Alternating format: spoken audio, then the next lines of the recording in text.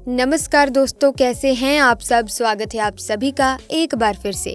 दोस्तों, विवाह हर समाज की आवश्यकता है। मुस्लिम विधि में भी विवाह, जिसे निकाह कहा गया है, इसकी अवधारणा रखी गई है। दाम्पत्य जीवन जीने के लिए विवाह की अनिवार्यता पर प्रत्येक समाज और व्यवस्था पर बल दिया गया है।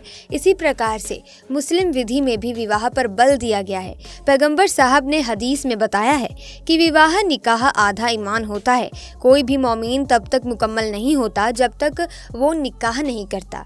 भारत के न्यायालय ने विवाह यानी कि निकाह की परिभाषाओं को पेश किया तथा समय समय पर मुस्लिम विवाह में निकाह की परिभाषाएं निकलकर सामने आई हैं। दोस्तों, इस्लाम धर्म में ऐसे कई रीति रिवाज, तौर तरीके और कुछ नियम ऐसे हैं जो लोगों को गहरी सोच में डाल देते हैं। इनमें से कुछ ये सवाल हैं कि आखिर क्यों इस्लाम धर्म में लोगों को जलाया नहीं जाता बल्कि दफनाया जाता है? क्यों इस्लाम धर्म के लोग अधिकतर मांस खाते हैं? आज की हमारी इस वीडियो में आपको सभी सवालों के जवाब मिल जाएंगे, जहाँ हम आपको इस्लाम धर्म की उस सच्चाई से रूबरू करवाने वाले हैं जिसे जानकर आपके होश उड़ जाएंगे। यहाँ तक कि बहुत से मुसलमान भी इसके पीछे का सच नहीं जानते होंगे। दोस्तों, हम अपने वीडियो में जो भी बताएंगे वो सारी बातें तर्कपूर्ण होंगी, इसलिए कुछ भी कहने या सोचने से पहले इस वीडियो को पूरा जरूर देखना। और अगर वीडियो में दी गई जानकारी आपको अच्छी लगे तो इस वीडियो को लाइक और शेयर करना ना भूलें। दोस्तों, इस्लाम धर्म का सच जानने के लिए सबसे पहले आपको रामायण के बारे में पता होना चाहिए, क्योंकि रामायण में सभी राक्षसों का वध किया गया था, लेकिन सिर्फ सूर्पनखा का वध नहीं किया गया था। नाक और कान काटकर उसे छोड़ दिया गया था, जिसके बाद सूर्पनखा अपना चेहरा कपड़े से छुपाकर रहती है। रावण की मृत्यु के बाद सूर्पनखा अपने पति के साथ शुक्राचार्य के पास गई और जंगल में उन्हीं के आश्रम में रहने लगी। राक्षसों का वंश खत्म ना हो, इसीलिए शुक्राचार्य ने शिवजी की आराधना की और शिवजी प्रकट हुए और अपना स्वरूप शिवलिंग शुक्राचार्य को देकर कहा कि जिस दिन कोई हिंदू इस पर गंगा जल चढ़ा देगा उस दिन राक्षसों का नाश हो जाएगा। तब तक जो राक्षसों का वंश है इसी तरह चलता रहेगा।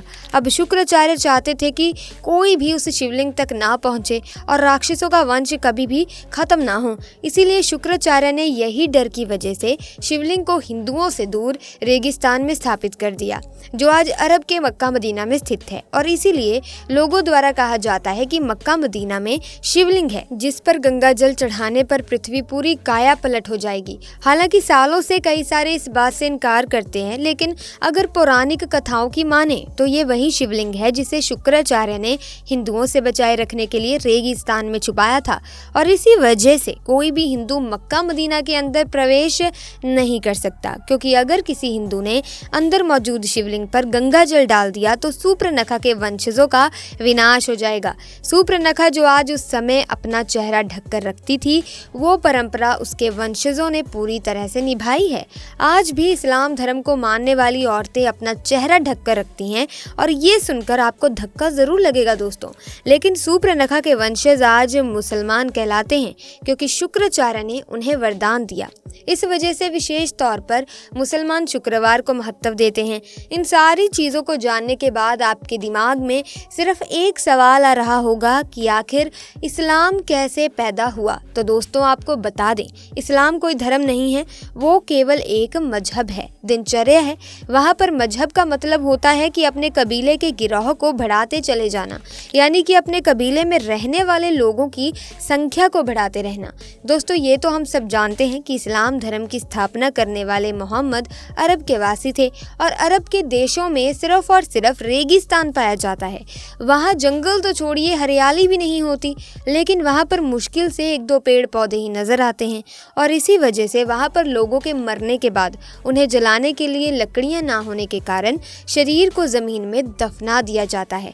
अब रेगिस्तान में हरियाली तो नहीं है, इस वजह से वहाँ पर हरा चटक रंग देखकर इंसान चला जाता है, जो कि सूचक का काम करता है। इसी वजह से इस्लाम धर्म में हरे रंग को इतना ज्यादा महत्व दिया जाता है। अरब देशों में पड़ने वाली गर्मी किसी की भी हालत खराब कर सकती है दोस्तों। वहाँ के लोग तेज धूप में रेगिस्तान में सफर करते थे और इसी वजह से वहाँ पर लोग अपने सिर को ढकने के लिए टोपी पहनने लगे ताकि धूप की गर्मी से वो लोग बीमार ना पड़े। और ये प्रथा आज भी चली आ रही है, जहाँ पर अरब के देशों में देखेंगे कि कैसे लोग अपने सिर पर कपड़ा बांध कर रखते हैं ताकि धूप की गर्मी उन्हें नुकसान ना पहुंचाए। और ये चीज़ अभी तक चलती आ रही है। सब लोग एक ही कबीले में खाना बदोश होते थे, इसीलिए आपस में भाई बहन का निकाह कर देते थे। शादी करने के लिए कहीं दूर रिश्तेदार ढूंढने की ज़रूरत ही नहीं होती थी। पर हाँ, लोग शादी करने से पहले इस बात का ज़रूर ध्यान देते थे कि जिसके साथ वो शादी कर रहे हैं वो उसका सगा भाई या बहन ना हो। अगर कोई चाचा या मामा वगैरह का लड़का या लड़की है तो उसके साथ लोग आराम से शादी कर देते थे। बस शर्त यही होती थी कि जिस शख्स से इस्लाम धर्म में शादी होती थी उसका जन्म आपकी माँ की कोख से ना हुआ हो। अब अगर बात की जाए खान पान की, तो आप जानते ही हैं कि अरब के देशों में रेगिस्तान के अलावा आपको और कुछ देखने को नहीं मिलेगा। वहाँ खेती बाड़ी करना या फिर फलों को उगाकर खाना मुश्किल था। इसी वजह से वहाँ के लोग जानवरों को मारकर अपना भोजन बनाते थे और वही परंपरा चली आ रही है। भले ही आज हर जगह गेहूँ, चावल, फल फ्रूट पहुँच सकते हैं, लेकिन फिर भी इस्लाम धर्म के ज़्यादातर लोग पुराने समय की तरह ही जानवरों को मारकर खाना पसंद करते हैं। हालांकि पहले के समय में लोगों को ये पता था कि किसी भी जीव को मारना अच्छी बात नहीं होती, इसीलिए वो अपनी भूख मिटाने के लिए जिस किसी भी जानवर को मारते थे उसे कुर्बानी का नाम दे देते थे और जानवर की कुर्बानी की जाती थी। तो उस वक्त अल्लाह को याद कर लिया जाता था ताकि जानवर की मौत का जो पाप है वो उनके सर पर ना आए। ये चीज़ धीरे धीरे बढ़ती गई और एक प्रथा में बदल गई और अब तो इसे दुनिया भर में त्यौहार की तरह मनाते हैं, जहाँ जानवरों की कुर्बानी करके लोग उन्हें खाते हैं। वैसे आज लोग इन सारी चीज़ों के बारे में नहीं सोचते हैं और इन सारी चीज़ों को खाने में बिल्कुल भी संकोच नहीं करते हैं। इसी के साथ दोस्तों, अब ये बात तो आप अच्छे से जानते होंगे कि रेगिस्तान के इलाके में मूर्ति को बनाने के लिए मिट्टी नहीं मिलती, जिसकी वजह से उन्होंने मूर्ति पूजा को अपने कबीले से खारिज ही कर दिया। कबीले को एक जगह से दूसरी जगह आना जाना रहता है, इसीलिए वो कम बर्तन रखते थे और एक ही थाली में 4-5 लोग बैठकर खा लेते थे। मुसलमानों के कबीलों की संख्या को अधिक से अधिक बढ़ाया जा सके, इसीलिए कबीले में एक आदमी को 4-4 शादियां करने की इजाज़त थी। अब इन सारी बातों पर अगर गौर किया जाए तो इससे ये चीज़ साफ होती है कि इस्लाम कोई धर्म नहीं है, बल्कि एक कबीला है जिसे सिर्फ जनसंख्या को बढ़ाने के लिए बनाया गया और इसके जो नियम हैं उनके सिद्धांत नहीं बल्कि उनकी दिनचर्या है। जिस तरह का वातावरण मिला उसी हिसाब से इन लोगों ने जीना शुरू कर दिया और आज भी वातावरण और आसपास का माहौल बदलने के बावजूद ये लोग उसी तरह से अपनी ज़िंदगी बिता रहे हैं। दोस्तों, हमने आपको इस्लाम से जुड़ी जितनी भी बातें बताई हैं वो सारी सच्ची हैं, तभी तो आज इस्लाम धर्म को मानने वाले लोगों की संख्या लगातार बढ़ती जा रही है, जिस पर चाहकर भी कोई रोक नहीं लगा सकता। और जिस हिसाब से मुसलमानों की संख्या बढ़ती जा रही है उसे देखते हुए कहना गलत नहीं है कि आने वाले कुछ ही सालों में दुनिया में सबसे ज़्यादा मुसलमानों की आबादी देखने को मिलेगी। अब हमारे बहुत से मुसलमान भाई बहनों को ये सारी बातें सुनकर बुरी भी लग रही होंगी, हम उनके धर्म को इस तरह जो कह रहे हैं, पर दोस्तों हमारा इरादा किसी भी धर्म को ठेस पहुंचाना बिल्कुल नहीं है, बल्कि हम तो आपके सामने कुछ ऐसे फैक्ट्स रख रहे हैं जो पूरी तरह से लॉजिकल हैं। अगर आप उस पर गौर करेंगे तो आपको समझ में आएगा कि हम जो कह रहे हैं वो वाकई में सच हो सकता है।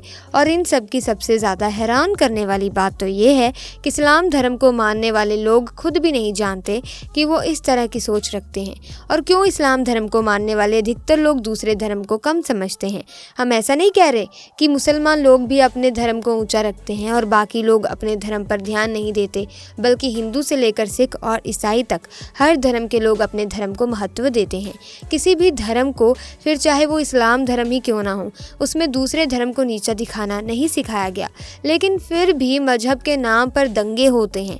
जबकि चाहे हिंदू हो या मुसलमान, किसी को भी ये नहीं पता क्योंकि शुरुआत कहाँ से हुई है और जो नियम कानून वो सीख रहे हैं वो किसने बनाए हैं। लोग तो सिर्फ आंख बंद करके अंधों की तरह मानते जा रहे हैं, परंतु उसके पीछे का सच किसी को नहीं पता। अब आपको इसके बारे में क्या कहना है कमेंट्स में बताइएगा और इसी तरह की वीडियोस को देखने के लिए आप हमारे चैनल को सब्सक्राइब कर सकते हैं, बेल आइकन को प्रेस कर सकते हैं ताकि नए वीडियोस की अपडेट आपको मिलती रहे। वीडियो को लाइक और शेयर करना ना भूलें। आपका बहुत बहुत धन्यवाद।